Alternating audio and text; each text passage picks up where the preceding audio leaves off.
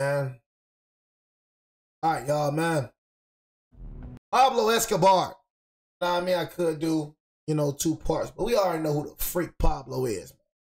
Know what I mean? So what's good, YouTube, man? It's your boy, man, J Willie Silly, man, aka Mr. Take It Easy for you in the life easy. But make sure I follow my Instagram, man, and Twitch, man. Description down below. Everything you need to know about your boy Jay. It's in the description down below. You know what I mean? But man, we got Pablo Escobar, man, the Colombian Cartel King documentary. Part 1. This is gonna be the last video that I react to today. Like I said, for me, I don't praise Pablo. Pablo did very wrong. I'm not gonna lie, but like I say, who am I to judge? I don't want nobody to be praising this. You know what I'm saying? Like, what Pablo did, man, it was crazy. You know what I'm saying? Honestly, and I just, we did one good, man. You know what I'm saying? Honestly. But like I said, who am I to judge, bro? Y'all shouldn't look up to Pablo. I shouldn't look up to El Chapo's, and like I said, Pablo, bro, was one of the richest men in the world. You know what I'm saying? Honestly, bro was one of the richest men in the world. Yeah, he was getting money, but he was actually killing innocent people. If y'all did not know, and y'all should see it in this documentary, y'all probably see it in part 1, part 2, part 3. I don't know how many parts I'm gonna do when it comes to this video, but man, bro, Pablo was killing innocent people. This one of the like one of the men right here that actually was like on some like real terrorist junk. Bro was on some real terrorist junk. So it's like, yeah, he was getting money, but he couldn't enjoy that money. Y'all understand what I'm saying? He had the most money in the world. He was one of the, dude, I'm talking about this man. Pablo was one of the richest men in the world, bro. In the world. You're not talking about in the world, man. Top 10 most richest men in the world at his time. But the thing is, the man was on the run so much. The man was him. He was just Pablo. He couldn't enjoy his money. The man had so much money, he built his own prison. The man built his own prison, y'all. And it wasn't really like a prison. It was like a resort. You feel me? But he built his own prison. You feel me? Man had so much power, so much money. You feel me? But he couldn't enjoy none of it. He couldn't enjoy none of it. The man known to history as Pablo Escobar was born on the 1st of December 1949 as Pablo Emilio Escobar Gaviria in the city of Rio Negro in the Antioquia department. And have any of y'all watched Narcos? Have any of y'all not watched Narcos? I want people to, like, have anybody watched Narcos on Netflix? Y'all haven't watched Narcos, what the freak y'all doing? Narcos is basically like Pablo Escobar's show. You know what I mean? Honestly. Need to watch Narcos. You know what I mean? Narcos, Breaking Bad, Snowfall. Y'all know Power and all. Y'all know. Of Colombia. His father was Abel de Jesus Dari Escobar Echeverri, a poor farmer who often worked as a farmhand on the allotments of others to make ends meet for his large family of 7 children, of which Pablo was the 3rd. Pablo's mother was Hermilda de los Dolores Gaviria Berrio, who along with raising their 7 children, also worked as a teacher in a local elementary school. Although he was born in Rio Negro, when Pablo was still quite young, the family relocated to the city of Medellin. It is worth reflecting on the development of this Colombian city, with which Pablo would become so intrinsically associated. The site was settled as early as the 1610s by the Spanish, who oversaw the development of a mixed-race village here. It grew steadily over the 2 centuries that followed, so much so that when the Republic of Gran Colombia, a region consisting of modern-day Colombia, Venezuela, Ecuador, and Panama, declared its independence from Spain in 1819, Medellin was already a regional capital in the northwest of Colombia, in the Aburrá Valley next to the Andes Mountains. As Latin America developed economically and demographically in the late 19th century and early 20th century, so too did Medellin. The population increased from some 60,000 people in 1905 to over 300,000 by the time Pablo was born. driven by Medellin's development as a center of industry, and this growth did not stop there. By the time Pablo entered his early 20s, the population of the city had increased to over 1 million people. Medellin was now the industrial capital of the country and the second largest city, next to the capital Bogota. But with this rapid expansion came rampant urban poverty. It was to this city that Pablo and his family, like so many others in Colombia, moved in the 1950s. Pablo's mother, Hermilda, had high hopes for her son there, believing he would do well in his studies. But this hope soon dissipated in his teenage years, as he became involved in the rampant criminal enterprises. See, a lot of y'all, a lot of y'all, bro, you feel me, that watch, a lot of y'all got short attention spans. You know what I mean? One thing about me, I have a long attention span. So, you know, I know things start off a little slow. You know what I mean? A lot of y'all niggas, bro, this boring, and you gotta wait for it. It's gonna crack up, bro. It's gonna crack up like the middle. You know what I mean? That's why I was, you know, even when the freaking come to freaking shows, you know, everything starts off slow. I'm gonna keep it real with you. You know what I mean? Everything starts off slow. We talk about Peaky Blinders, nigga. Freaking, you know, Power and whatever, nigga. You know what I'm saying? Everything starts off slow, but I bet you by like the 20-minute mark, this video finna be straight fire. Which had sprung up all over Medellin in the midst of the urban poverty which prevailed in the city. By the time he was 14... This is Pablo Escobar freaking documentary too. I know this junk better be fired, gang. You have no other choice. The man life was like on some real GTA is for real. Like, I mean, ain't no way this gonna be boring for sure. What the freak, nigga? Ain't no way this gonna be boring, nigga. This ain't no like nigga regular Scooby. This Pablo Escobar, bro. So it's like, nigga, you make this nigga documentary boring. I don't know what the freak you doing, cuz. He was involved in a gang, and he was soon kicked out of school, while he was also involved in several incidents with other gang members. One of these involved him in a fight with Julio Tulio Garces, a fight which he lost, but Pablo was not deterred. The next time he found himself in an altercation with a certain Julio Gaviria, Pablo pulled out a gun and shot him in the foot, an incident which was reported to the police and saw Pablo spend his first few nights in a Colombian prison. That nigga like, nigga, I ain't taking his L again, nigga. He and several of his friends were involved in various acts of petty crime in their teenage years. Certain versions of events have them stealing gravestones and sanding down the front with the names on them to resell them as new. Others suggest Pablo was running a racket to sell fake high school and university diplomas. It is hard to say where truth ends and fiction begins in these versions of his early life. The subsequent checkered life of Pablo Escobar has to be considered in light of the history. Now look at the mountains, though, man. Y'all can't tell me ain't no God, though, y'all. Man, look at the mountains, bro. I ain't gonna lie, just sitting here and just enjoying the creation, man. That's a beautiful view right there, man. That's what I say. I gotta travel the world. I gotta see the world, man. Before I die, I gotta see the world, man. I gotta see it. I gotta see the world, man. I'm only seeing like 3% of the world. Colombia in the 20th century, and the development of the drugs trade there. In some senses, politics and narcotics cannot be disentangled in modern Colombia. The country's politics has been dominated by a liberal and a conservative faction, and has always been scrutinized and interfered in by the United States of America.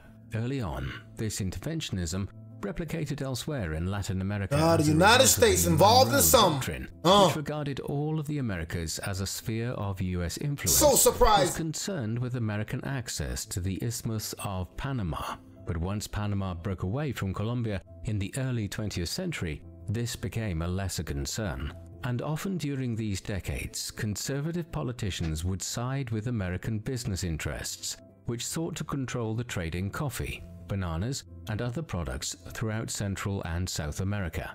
The result of this was a country with a backwards economy and endemic poverty. But shortly before Pablo's birth, the country had entered into a period of populist rule as the liberal faction looked to alleviate the country's economic woes and redistribute Colombia's wealth more evenly. Modern Colombia's political instability can largely be traced to 1948, the year before Pablo was born, when the populist politician Jorge Eliezer Gaitan was assassinated. Imagine nigga pull a gun like this out today, man. They pull out. I mean, like I said, for me, it really ain't nothing funny. You feel me? Cause if a nigga pull out fire, like nigga pull out fire, nigga pull out fire. You feel me? So I'm gonna take a nigga serious with that little gun, regardless of what that gun look like. Yeah, you could laugh at a nigga gun, nigga pop you one time, boop, you're dropping. Know what I mean? You're dropping. A nigga be like, man, what that gun? And this a gun that gonna kill it, gonna smoke your stupid self, nigga. Gonna put you in the ground. Bullet, a gun is a gun, pig. A major rift between the liberals and the conservatives in Colombia. A decade of civil war known as La Violencia, or the violence, followed, in which over 200,000 people were killed countrywide before the two groups agreed to form an uneasy coalition where the two parties would hold power alternately within the framework of a national front. And this new government, with the covert support and encouragement of the United States, began cracking down in the years that followed on the more left-leaning elements within Colombia's politics, specifically Leninist Marxist communist groups, in order to prevent Colombia becoming a Russian ally within the Americas, in much the same way which the island of Cuba had recently. The result, beginning in 1964, was the outbreak of a guerrilla war which has lasted in one shape or another down to the present day between the Revolutionary Armed Forces of Colombia, or the FARC as they are more widely known, and the Colombian government, while other paramilitary organizations operating in rural areas of Colombia also involved themselves in the so-called Colombian conflict. The FARC and other groups were soon effectively in charge of large parts of rural Colombia. All of this was happening as worldwide demand for illegal narcotics, particularly in the United States and Europe, was surging in the 1960s and into the 1970s. At first, the drug of choice was marijuana, but increasingly the real money in producing and transporting narcotics into America was made from cocaine. I was trying to tell y'all, bro. See, look, I'm gonna keep it real with you. You know what I'm saying? Like, you said Jay low-key looks bored. Nigga, I'm just yawning, bro. You know what I'm saying? I ain't gonna capture you. It's just yawning, nigga. Going on 3 minutes of streaming, nigga. I ain't bored, nigga. If I was bored, I wouldn't watch it. But, yeah, bro, you know what I'm saying? One thing I realized about me, I'm not finna watch something that I'm not interested in, bro. I just know that it's gonna get good later on, bro. You know, he breaking down the history of what happened in Pablo's country and this and that and the third. I'm listening to the details, you feel me? I'm just yawning, nigga. You know what I mean? But, no, though, you feel me? Like, see, that's why I be trying to tell every freaking drug dealer. I'm like, you gotta understand, look, bro, a lot of y'all niggas not drug dealers, man. If you selling weed, nigga, you not no drug dealer, nigga. You know what I mean? I'm gonna keep it real. You ain't no drug dealer. You're not gonna get rich off weed. I want to tell everybody this that's watching. If you're selling weed, no matter who you are, if you're selling weed and you think you finna get rich off that, bro, might as well just look for something else, nigga. So all I'm saying is, nigga, you want to be a drug dealer, nigga? Go all in, then, nigga. You know what I'm saying? You want to be the best drug? Go all in. Because, nigga, you ain't finna make no Pablo Escobar money, nigga, off weed. You ain't finna make no El Chapo money off weed. Them boys selling cocaine, meat, and all them. Them boys in the cocaine business. That's the real drug money. Those real drug dealers, Meech, Pablo, El Chapo, El Mencho, and them the big dogs. Everybody got weed, gang. Everybody got weed. You selling Zaz a good profit? Bro, you're bro, you gotta have some, you gotta have some exotic, like real, like you gotta be owning some freaking, bro, nigga, you're not, nigga, selling weed, bro. So you telling me you finna get rich off selling weed, bro? Back in the day, bro, that's back in the day, bro. You can do that back in the day, but everybody, you got how many dispensaries out here, bro? Now, if you freaking own a dispensary, got hella dispensaries around the freaking way, then heck yeah, do your thing. But I promise you, selling weed ain't the only thing them niggas doing. Unless them niggas like you gotta have a side hustle. But I'm talking about niggas that just selling weed. You want to be just selling weed? Bro, you're not finna get rich off selling weed. You know why? Because everybody's selling weed, bro. Everybody can't sell cocaine. Everybody can't move coke, bro. It's difficult. It's more difficult dealing with coke than it is with weed. You know what I'm saying? You say everybody want it. Okay, look, everybody want it, but does everybody, look, everybody want it, but I bet you everybody have it. That's why, you know what I'm saying, when it comes to weed, you know what I mean, you would never get rich on weed because you know why? You got all these other plugs, bro. But I promise you, nobody out here selling cocaine, bro. there's only a small margin of people that's actually selling that big dope, bro. But when it come to weed, everybody selling weed, bro. Everybody, bro. You can find a plug on the street.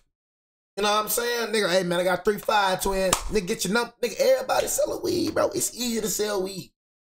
You want me to tell you how to sell weed? And they go buy a zip from a nigga. All right, buy a zip from a nigga. You know what I mean? Put it in the bag. Don't even put it in the bag. Buy a zip. Get a scale. And put the weed on the scale, man. The scale gonna do the work for you. That's 3-5. All right. Put the weed in the bag. Do that. Easy work. You know what I'm saying? Come on, bro. And process. I promise you, there's a lot of niggas that got that. So you say it's a lot of niggas. So what niggas you know? Cause you talking about it's a lot of niggas. So what's the niggas you know? What they at? Show me the niggas. I promise you, you don't know none of them niggas. Niggas you talking, you don't know none of them. Name one nigga that's rich off all weed. That you know. I would say a lot of niggas just be talking. You don't know none of them niggas. Name a nigga that's rich off. I want y'all to name one nigga that's rich off freaking weed. Selling weed. I name you plenty of niggas that's rich off that cocaine. I name you plenty of that. Bro, it's level. Just like you got levels when it come to basketball, bro. You got levels when it come to rap. You got levels when it come to YouTube. Nigga, you got levels, nigga, like, you know what I'm saying? You got levels freaking off of freaking, you got levels off of freaking drug dealing. You got weed, you got heroin, you got all these different type of levels, bro. You know what I mean? Powder produced from the leaves of the coca plant. The environment in Colombia is ideal for the production of coca plants, and the country... Say, yo, you don't know you, my pot's food off that?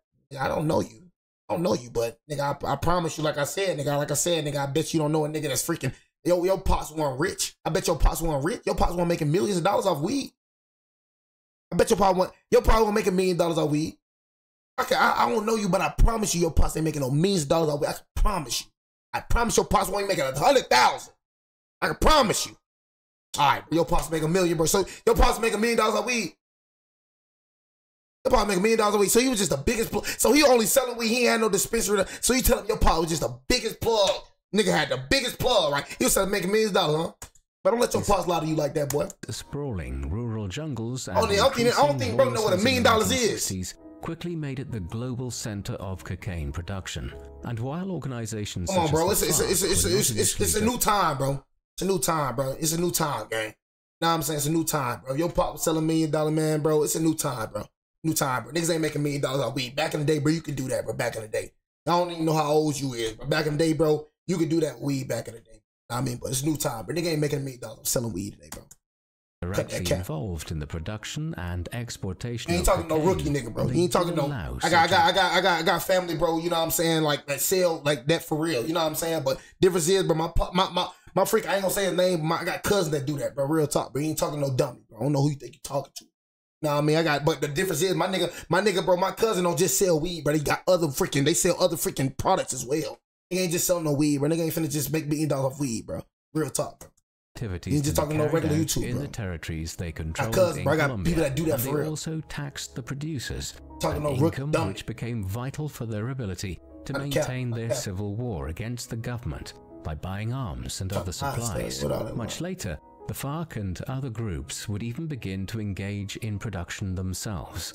Thus, the production of cocaine in Colombia during the period of Pablo's ascendancy and at its height cannot be separated from the political circumstances of the country during the second half of the 20th century. This was the world into which Pablo Escobar was emerging in the late 1960s. By the time he was in his later teens, the man who would subsequently proclaim that he was simply, quote, a decent man who exports flowers, was already involved in organized crime, albeit on a low level in Medellin. Working in association with Oscar Benel Aguirre, he was selling contraband cigarettes and engaging in grand theft auto. The pair and their associates also conducted a number of high-profile kidnappings and collected large sums of money as ransoms. And Escobar was more ambitious still. He wanted to become rich, and to do so quickly. And so, to that end, he was willing to engage in all manner of crime to acquire money. By the early 1970s, this included smuggling marijuana, and it was only a chain... That's at first. Everybody, all these niggas sold weed at first. That's what I'm saying. It's at first. That is a stepping stone to get where they want to get, bro. You know what I mean? That's what I'm trying to tell niggas, bro. These big niggas, everybody started off first, bro. It's levels to this junk, bro. You know what I mean? Like I said, niggas shouldn't drug deal, period, because there's not no such thing as a successful drug. You gonna get caught, bro. You gonna go to jail, bro. You gonna die. Something gonna happen to you. Nigga, ain't no such thing as a successful drug dealer, nigga. You know what I mean? But nigga, it's levels, nigga, to everything. Like I was saying, rap, YouTube, nigga. Niggas doing different stuff, nigga. So he started off with weed, bro. He seen weed wasn't, like, weed was popping, bro. But, bro, you ain't making no millions of dollars off weed, bro. Not even back in the day for real. You know what I mean? Just making, like, freaking, you know, like, if you, bro, you're not just, nigga not just doing weed, bro. You know what I mean? Nigga not just doing weed, cuz. That's what I'm saying. If a nigga selling weed, that nigga, if a nigga rich, he's selling weed, that nigga selling something else on the side. Nigga ain't just selling weed, bro. He just made me with that joint. You feel me? So Pablo, nigga was doing marijuana. You know what I'm saying? Nigga was doing marijuana. You feel me? And guess what? He seen marijuana ain't really something that he was bringing in fun. So guess what? He started stepping up about it. But the whole time, Pablo probably was still selling weed on the side. Because these niggas still had weed fields and everything. So he probably still was selling weed on. But ain't the only thing Pablo was doing for sure. That wasn't the thing that was bringing in millions of dollars. Cocaine. Of cargo from there to cocaine later on. As a result, bro, y'all already said. It was only a change of cargo from there to cocaine. Rewind back what you said. Crime to acquire money. By the early 1970s, this included smuggling marijuana, and it was only a change of cargo from there to cocaine later on. As a result, many viewed him as a man marked when Pablo met and began courting Maria Victoria Henao, who was a teenager. Around this time, her mother is said to have warned her that she should forget about him unless she was willing to spend much of her life visiting him in prison. Maria was undeterred, and eventually they married in 1976 when he was 26 and she was just 15. They would have 2 children, Juan and Manuela.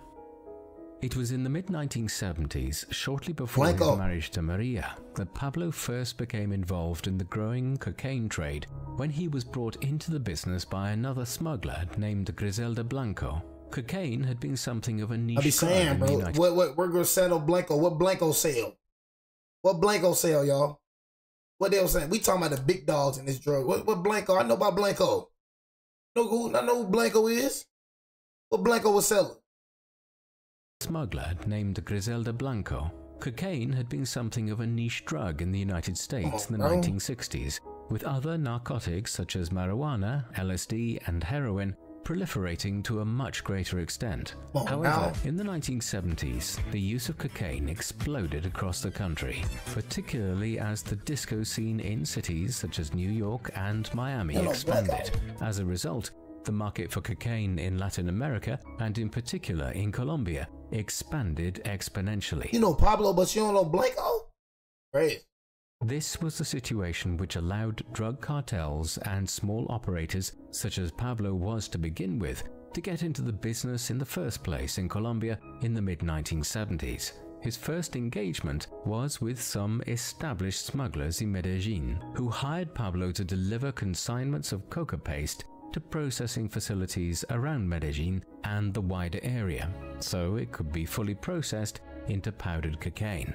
Before long, Pablo was cutting out some of the intermediaries and developing his own operations to fly large consignments of fully processed cocaine out of Colombia and into the United States using various routes. And little did they know at the time that Pablo and his associates had fashioned the beginnings of what became known as the Medellin Cartel.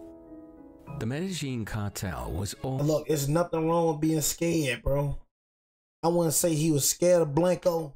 Appreciate the love, bro. I wouldn't say he was scared of Blanco, but shoot, nigga, he was just probably just— nothing wrong with being scared. You know what I'm saying? He probably was just more nervous. You know, if you lie talking about you ain't never been scared, you lying. Being scared can save you, bro. It's all right being scared sometimes. You know what I mean? But I ain't gonna think, I don't even know who they is. See, a lot of y'all see that. Y'all go talking about they. Who's they? Documentaries. Did Pablo come out himself say he was scared of Blanco? I'll be trying to tell you who is they. Y'all need to stop listening to everything, bro. You know what I'm saying? I want to see what Pablo said. I want to see what Pablo said that, y'all. I ain't gonna lie. After this video, I want to see what Pablo said. I ain't gonna lie to you. I want to see what Pablo. Y'all tell me a video. I'm gonna look it up after this video. All right. Before I get out, I'm gonna look it up after this video. Like I said, I don't believe none y'all niggas be saying. Stuff y'all niggas be saying, I don't believe none y'all niggas be saying. Keep it real with you. So I'm gonna look it up after this video. I'm gonna say Pablo Escobar saying that he was scared of Blanco. I'm gonna look it up. I'm gonna look it up after this video. Y'all niggas be lying. Ever really got going. In May 1976, Pablo and several others were arrested on their way to Medellin with a large consignment. Nigga said Pablo say he was scared of Blanco, bro. You know how many wars this man Pablo was in? What made Griselda was like that? What Blanco was like that for sure? Bro, you know how many bro, you know how many wars this nigga done won? You know how many big cartel bosses? That boy just said, so after this video, we gonna see what Pablo is. I don't believe that at all. Pablo was scared of Blanco. I don't believe that at all. I don't believe that at all. Of 18 kilograms of coca paste, Pablo's first instinct was to try to bribe those who had arrested him, and subsequently the judges themselves in Medellin. This did not work, so Pablo then tried to have the arresting officers murdered to stop them from testifying at his trial. Evidently, the possible risks which were now associated with trying to pursue Escobar were such that the authorities ultimately decided to drop the case. He walked free, but the manner in which he had made the charges disappear was symptomatic of Pablo's approach for the next 15 years or so. Escobar was always willing to use violence if it could win him an edge over his competitors or keep the authorities from catching up with him. And this is important to remember in any assessment of Pablo Escobar. He would continuously, in the years to come, try to depict himself as a humble trader of drugs, which he believed would someday be legalized anyway. But behind such self-serving depictions was someone who ordered thousands of deaths over the years. Escobar and the Medellin cartel's business exploded in the late 1970s, not just owing to the expansion of the market for cocaine in the United States, but because the cartel developed a number of highly effective methods for importing the drug into America. Shortly after they had been released from prison in Connecticut in 1976, two mid-level drug smugglers by the names of Carlos Leda, a German Colombian, and George Young, an American from Massachusetts, had come into the employ of Escobar. Leda had ended up in Danbury Prison in Connecticut for smuggling marijuana and selling stolen cars, while Young had been running an operation to bring marijuana to California from Mexico and then shipping it across the country to New England, where it fetched an enormous price compared to what it had been bought for at source. However, at Danbury, they conceived of a plan to move into the now growing cocaine trade. Consequently, when they were released, they began smuggling cocaine from Colombia through the Caribbean and onwards into America, principally through Florida and the city of Miami in particular. Initially, Escobar hired the pair to begin facilitating the expansion of his business by bringing in ever greater consignments of cocaine to the United States. But this would soon expand.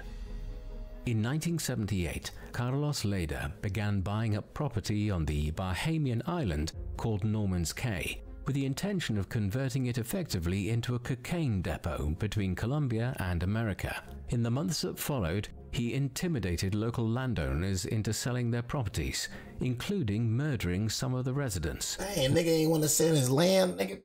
Nigga Pablo like, nigga, let me get your land. Nigga, I don't want to sell my land. Nigga, man, nigga, give me your land. Like, God, Pablo killing niggas because niggas don't want to sell the land. Later, a paranoid nigga had to freaking sell the land, bro. Volatile figure. Also, got it, bro. I would have been like, all right, bro, you got it, gang. You got it, bro. Saying this ain't worth it, bro. I say, like, how much you want it for, bro? The nigga finna freaking kill you for you. Like, hey, man, you got it, gang. You got it. All right, nigga, how much you want, bro? But, yeah, all right, go. Pushed Young out of the operation at this time. Thus, within a few months, he had virtually converted the island into a personal fiefdom, and then he invested millions of dollars to build a runway and warehouses. For the next several years, Norman's Cay acted as the Medellin cartel's personal airport in the Caribbean, off the coast of the United States and in close proximity to the world's largest cocaine market. Large aircraft would bring in huge consignments of Escobar's cocaine to the island, and it would then be offloaded and reloaded onto smaller aircraft which could fly into the United States undetected. That nigga built his own airport. That's how much money that nigga had. That nigga built his own airport. At the height of activities there, over 300 kilograms of cocaine were arriving at Norman's Cay every day, making Escobar and later, and their associates, billionaires. Later became so wealthy that he twice offered to pay off the Colombian national debt. I don't be understanding, like, when a nigga get this wealthy, why nigga just won't stop, bro? Like, I don't be understanding. It's like, bro, you Pablo too, bro. It's like you the head of the cartel. So it's like, nigga, you feel me? Nigga, you could have got out the game, nigga, and who gonna do something to you, nigga? You know what I'm saying? A lot of these niggas ain't gonna lie. You get in the game, you can't get out the game. I'm talking about like niggas like Pablo. It's like, bro, $1 billion. I think it's more about power, bro, than it is about money, bro. Ain't gonna count. I'm like, bro, you making it, bro. I heard bro making millions of dollars a day, bro. Not a week. I'm talking about a day. This man was the 10th most richest man in the world. It was like, nigga. Way of avoiding prosecution for his crimes. Thank you to our sponsor, Shake. I'm going freaking. I mean, his son. I seen an interview with his son. His son said that, you know, Pablo ever was gonna get caught, he would kill himself. You know, that's what his son. But who knows, bro? I wasn't there on that roof or wherever Pablo died at. So I'm just the type of person. I don't speak on stuff I don't know about. It's just me.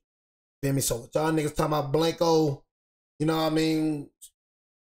Freaking Pablo said he was scared of Blanco, bro. You know, ain't no video of that surfacing. I know that for sure. You know what I'm saying? I ain't never seen nor heard Pablo say anything about being scared of Blanco.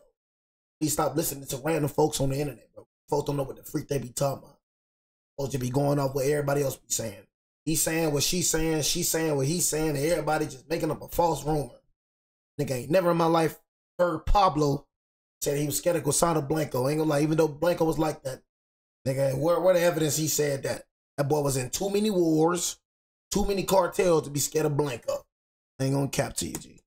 People for $20 off your first box. Don't like people making them lies, bro. You feel me? Like, if you don't know what's going on, bro, that's my advice, bro. Moving forward, you or with anybody, if you don't know what the freak going on, bro, just shut up, G. You see how you asked me, bro?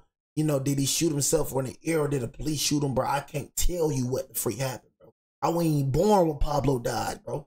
It's way before my time and your time. Nigga, I was born in 2002. You feel me? Bro died in what, 1999? You feel me? So it's like, nigga, I just say, bro, if you don't know what the freak for real, if it ain't no evidence, bro, then let people talk, bro. Don't be believing nothing people be talking about. And I don't believe nothing if it ain't evidence. If it ain't evidence, gang, you just talking. I'm gonna keep it real. Appreciate it, bro. Appreciate the love, bro. This time was Barry Seal. Seal was an airline pilot from Baton Rouge in the southern American state of Louisiana.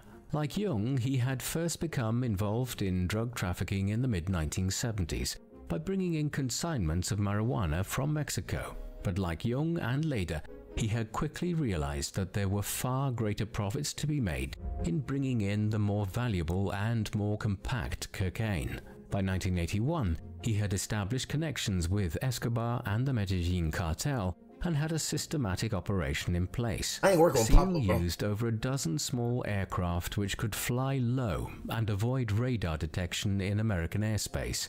These would fly in over the Gulf of Mexico to Louisiana airspace, where they would then drop the packages out of the plane into agreed-upon sites in a rural area.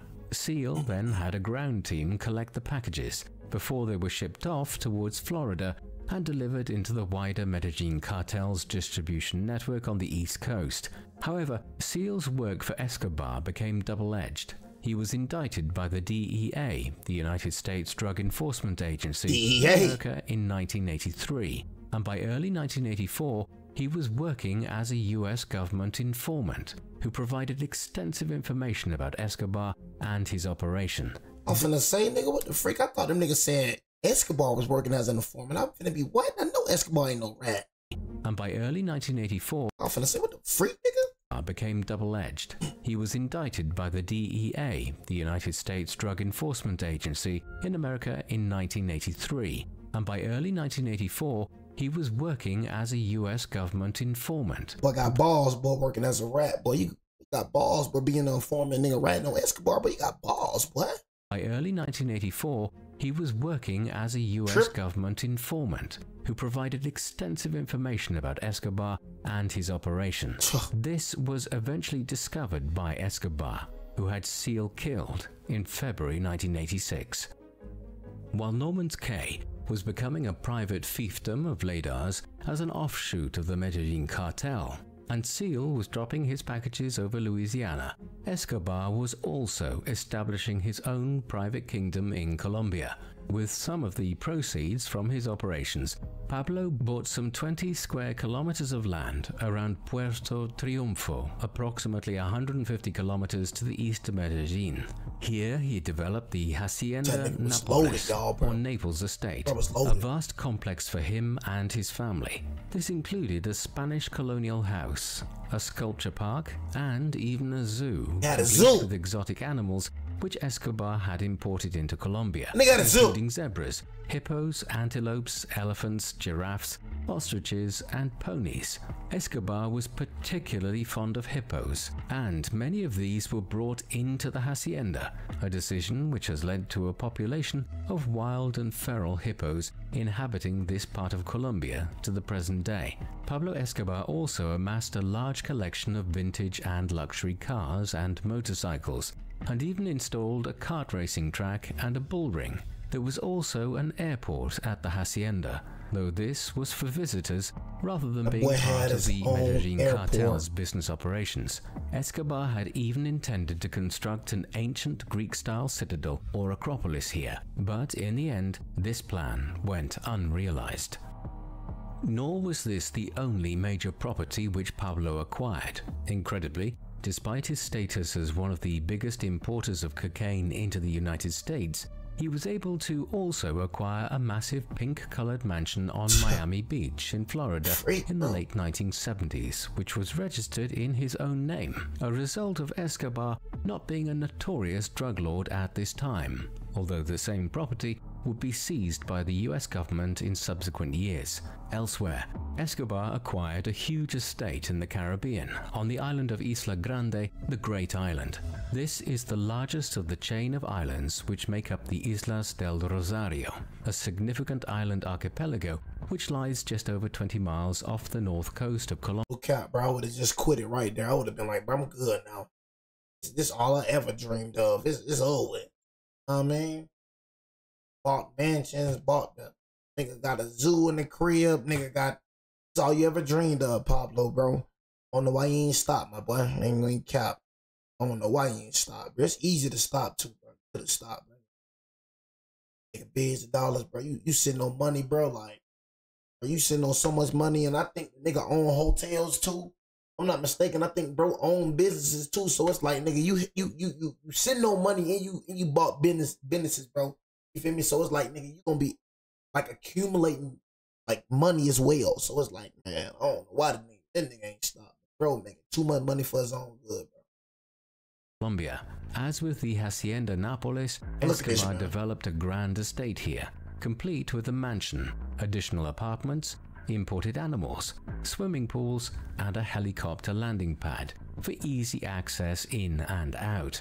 And these were only the most extravagant of the Escobar properties acquired as a result of the illicit gains from the Colombian drug trade, as the Medellin cartel also had hundreds of properties throughout the country which were often used solely for the purpose of hiding its money in highly elaborate fashions.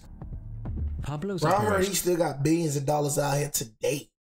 I heard he still got money buried today in Colombia, bro. I ain't think that's word on the street. I heard bro still got money here today, like money buried here today. Continued to grow unhindered throughout the late 1970s and into the early 1980s. At this stage, he benefited from his relative anonymity by comparison with his later infamy as the king of cocaine, or El Patron, the boss. As a result, the Medellin cartel, which he headed, continued to grow exponentially, and delivered more and more cocaine into the United States, as well as smuggling significant quantities into other countries such as Spain, which acted as an entry point for the European drug market in much the same way as Florida did for the American market. The methods used to move the drugs became ever more elaborate, including using boats which towed small submarines loaded with the powder. Soon, Escobar's operation was responsible for smuggling several tons of cocaine into America and Europe every week, resulting in profits of as much as $60 million a day and upwards of $20 billion annually. Consequently, operations expanded beyond Colombia. That boy was making $60 million a day.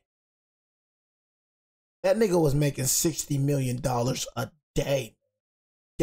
Early 1980s, the cartel was acquiring coca paste from plantations which were established in neighboring countries such as Peru and Bolivia.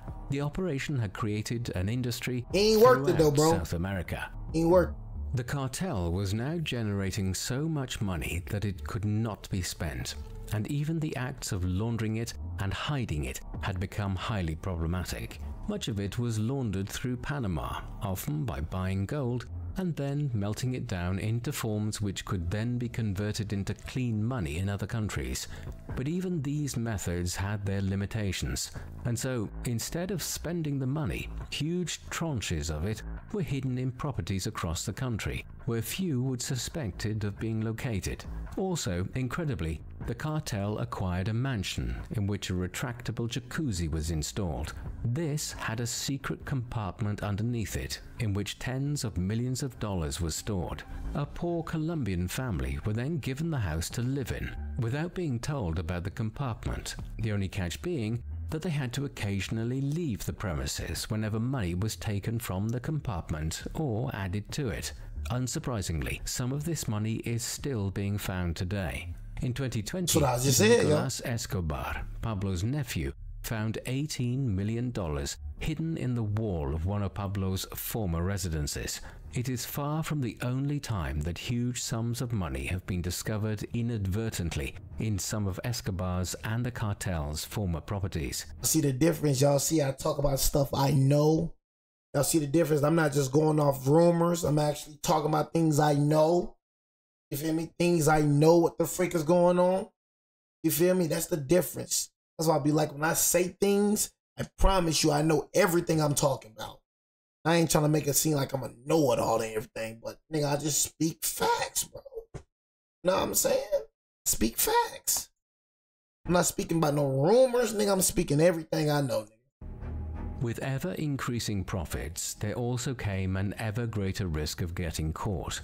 One of the greatest fears for Escobar and other members of the cartel was extradition. In September 1979, the Colombian government had signed an extradition treaty with the administration of US President Jimmy Carter, whereby Colombian drug smugglers who imported large quantities of cocaine into the United States could be sent to the US to face criminal prosecution for their crimes there. This treaty came into effect in March 1982 and posed a grave risk to Escobar. If he were arrested and sentenced in Colombia, the corruption which prevailed in the country would allow him to either escape conviction or a jail sentence would follow under very comfortable terms. However, if he was extradited to the United States and was convicted there, he would almost certainly face life in prison in a maximum security facility. In response to this threat in the early to mid-1980s, Escobar and several associates began a terrorist campaign of kidnappings, murders, and bombings of individuals within Colombian politics, policing, and the judiciary, in an attempt to make them row back on the extradition treaty. But it did not have the desired effect, and throughout the 1980s, the fear of extradition remained omnipresent for traffickers such as Escobar in Colombia. To counteract the risk of extradition, Pablo attempted to gain popular support throughout Colombia. Yeah, man, so that is part one of the freaking documentary, man. You know what I'm saying? So, you know, thought bro was finna start Detroit Become Human. I mean, things just, oh man, things just turned out You know, it didn't really work out, man. You know what I'm saying? Honestly. But yeah, like I got Detroit Becomes Human. I don't know when I'm gonna start gaming again. You know what I mean? Honestly, I feel like people like the reactions way much better. I'm gonna keep it real than the freaking gaming, man. You know what I'm saying? But you know, I'll be gaming soon for sure. Bringing back Madden vids, you know, Detroit Becomes Human vids, you know. I already finished The Walking Dead. You know what I mean? But you know, I will be in the stream tonight. You know what I mean? That was the last video. This is part 1. So if you came in late, we'll be uploading videos from Twitch to YouTube, man. Appreciate everybody for joining the stream. Like I said, every single freaking day, man, it's a live stream. So make sure y'all tune in, man. Turn on post notifications. You know what I'm saying? And tomorrow, man, 10 o'clock Eastern.